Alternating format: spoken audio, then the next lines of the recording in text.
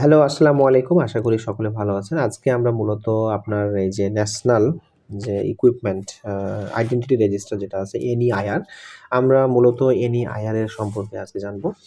আপনার গতকালকে থেকে বেশ কিছু পোস্ট আমি আজকেও একটা পোস্ট দিয়েছিলাম যে এখানে যে আ রেজিস্টার্ড যে আইএমইআই নাম্বারগুলো দেখাচ্ছে এটা মূলত অনেক বেশি দেখাচ্ছে বা আপনার হয়তো একটাও আপনার না। এই ধরনের একটা সমস্যা আমরা প্রত্যেকেই ফেস করতেছি। এখন এ সম্পর্কে আমরা জানি আরকি। এটা কেন এমন হচ্ছে এবং আপনার যদি হয়ে থাকে আপনারা আসলে কি করবেন এটা?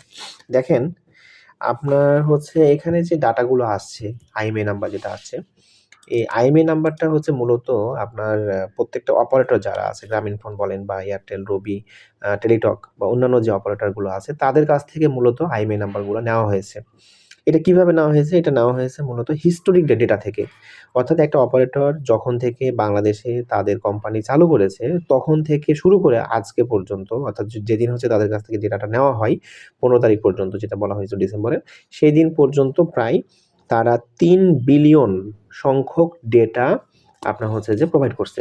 মানে ক্যান ইউ ইমাজিন যে ৩ বিলিয়ন, ৩ বিলিয়ন মানে ৩০০ কোটি। আমাদের বাংলাদেশে টোটাল লোক সংখ্যা ধরেন প্রায় ১৮ কোটি বর্তমানে।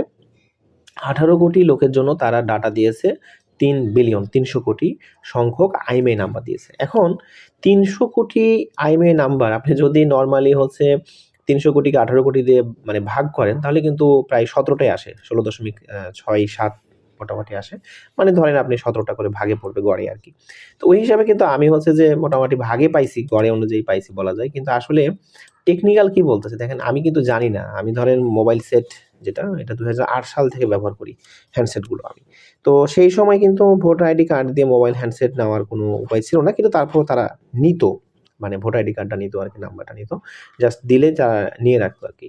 তো সেই হিসাবে যদি চিন্তা করতে যান, সেখানে আবার আরেকটা জিনিস আছে। আগে কিন্তু ভোটার আইডি কার্ডের নাম্বার ছিল ১৭ ডিজিট। পরবর্তীতে ১৩ ডিজিটের নাম্বারও আছে। আবার হচ্ছে যে আপনার ১০ ডিজিটের নাম্বার সেটাও আছে আরকি। অর্থাৎ আপনার জন্মসাল একটা এড করেছিল, আবার হচ্ছে যে জন্মসাল ছাড়া ছিল, আবার বর্তমানে যে স্মার্ট কার্ডের নাম্বার এটা ১০ ডিজিটের নাম্বার। এই ৩ টা নাম্বারের সাথে আবার ম্যাপিং করেও কিন্তু সবগুলা নিয়ে আসা হইছে। অর্থাৎ একটা অপারেটরের জন্ম থেকে শুরু করে এখন পর্যন্ত যতগুলো আইএমইআই নাম্বার তাদের একবার সার্ভারে হিট করছে, প্রত্যেকটা সার্ভারে হিট করা নাম্বারগুলো তারা হচ্ছে নিয়ে আসছে। এতে করে হইছে কি, এতে করে মূলত আপনার এই যে বিভিন্ন ধরনের ডেটা অ্যানোমালিস অর্থাৎ আপনার যে বর্তমান হ্যান্ডসেটটা ব্যবহার করতেছেন, এই হ্যান্ডসেটের সাথে মিলতেছে না। আপনি নাম্বারগুলো মিল পাচ্ছেন না আরকি।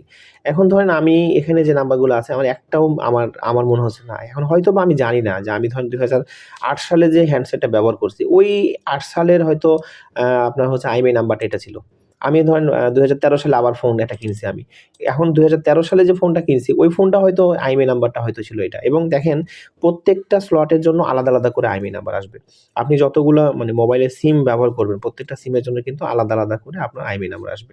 তো সেই হিসাবে চিন্তা করতে গেলে কিন্তু আপনি হচ্ছে যে কখন কোন মানে ফোন ব্যবহার করছেন, কোন সিম ব্যবহার করছেন, আপনার প্রত্যেকটা সিমের এগেইনস্ট এ আবার মানে যতগুলা ফোনের স্লটে ব্যবহার করবেন সবগুলার জন্য আলাদা, আলাদা করে আপনার আইএমইআই নাম্বার আসবে। এখন এই কারণে মূলত হচ্ছে আপনাদের আইএমইআই নাম্বারগুলা বেশি আসছে। এটা হচ্ছে যে আমরা একটা Facebook পোস্ট যেটা দেখলাম, আ এটা হচ্ছে যে এখান থেকে আমরা মূলত জানতে পারছি আরকি।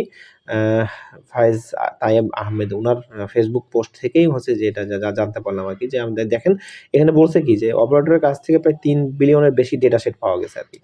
এখন এখানে এত সংখ্যক যদি ডাটা সেট পাওয়া যায়, এটা আসলে উনাদের দোষ দিয়েও লাভ নাই। আপনি এখানে কাকে বাদ দিবেন আর কাকে রাখবেন। সুতরাং সবকিছুই একসাথে সামগ্রিকভাবে নিয়ে আসা হয়েছে। দেন এখন ফিল্টার করে এটাকে আস্তে, আস্তে বাদ দিতে হবে। এখন আপনি বাদ দিবেন কিভাবে? এটা হলো প্রশ্ন। যে আমরা এখন এটা হয়ে গেছে, এই সমস্যার মধ্যে পড়ছি। এটাকে বাদ দিব কিভাবে? বাদ দেওয়ার ওয়ে হচ্ছে দেখেন আপনি এখানে সাইটে আসবেন, মাই ডিভাইস এ আসার পরে এখানে যে আপনার মাই ডিভাইস আছে, মাই ডিভাইস এ আসার পরে আপনি এখানে অ্যাকশন একটা বাটন পাবেন। এই বাটনে আপনি হচ্ছে যে ডি-রেজিস্টার যেটা আছে, এই ডি-রেজিস্টার এটা করে ফেলবেন। এখানে আপনার মোবাইল নাম্বারটা দিবেন। এখানে আপনি হচ্ছে ভোটার আইডি কার্ডের যে লাস্ট ৪ ডিজিট আছে এটা দিবেন এবং হচ্ছে যে আপনার এই যে এখানে আপনার যে মোবাইল নাম্বারটা আছে, এই মোবাইল নাম্বারটা দিবেন। দিয়ে আপনি সাবমিট করলে আপনার হচ্ছে যে এই আ এখানকার যে আইএমইআই নাম্বার আপনার যেগুলো না, সেগুলো হচ্ছে আপনি এখান থেকে ডি-রেজিস্টার করতে পারবেন। আপনার যদি ফোনটা চুরি হয়ে থাকে তাহলেও হচ্ছে যদি মনে হয় যে না আপনার আইএমইআই নাম্বারটা আপনার কিন্তু ফোনটা চুরি হয়ে গেছে, তা আপনি চাইলে এখানে হচ্ছে মার্ক অ্যাজ স্টোলেন এ ক্লিক করে আপনি হচ্ছে যে পুরা ভোটার আইডি কার্ড, তারপর আপনার যে জিডি কপি, আপনি থানার একটা জিডি কপি এটা যদি আপনি এখানে দিয়ে দেন, দেন আপনি হচ্ছে যে চাইলে আপনার হচ্ছে এখান থেকে আপনার হচ্ছে ফোনটার আইএমইআই নাম্বারটা আপনি কপিটা আ স্টোলেন আকারে দেখাতে পারবেন আরকি। এই হচ্ছে মোটামুটি, তবে এটা আপডেট চলতেছে। আশা করি উনারা হচ্ছে এটা নিয়ে কাজ করবেন। কারণ এটা নিয়ে এখন যেহেতু সবাই আলাপ আলোচনা করতেছে, প্রত্যেকে দেখতেছে। এটা নিয়ে সামনে হয়তো সবকিছু ঠিক হবে আরকি, আশা করা যাচ্ছে। তবে এই জিনিসটা অনেক ভালো একটা জিনিস। কারণ এটা হয়ে গেলে তখন হচ্ছে আপনি লাইভ দেখতে পারবেন যে আপনার কয়টা ফোন এখন বর্তমানে আপনি ব্যবহার করতেছেন। কোন আইএমইআই নাম্বার আপনি ব্যবহার করতেছেন এবং কোন সিম দিয়ে কোন আইএমইআই নাম্বার, মানে আপনার আইএমইআই নাম্বার তো ফিক্সড। সুতরাং সিমের এগেইনস্ট এ আপনার ওই আইএমইআই নাম্বারই আসবে, একই নাম্বার আসবে এবং আমাদের যে দেশে বিভিন্ন বিকাশ বা রকেট বা বিভিন্ন ধরনের যে সমস্যাগুলো হয়, বিকাশে চুরিগুলা বা প্রতারণাগুলা হয়, এই প্রতারণাগুলো তখন আর থাকবে না। একেবারে টোটালি অফ হয়ে যাবে। তো আশা করি আপনারা বুঝতে পারছেন বিষয়টা। এটা নিয়ে প্যানিকড হওয়ার কিছু নাই।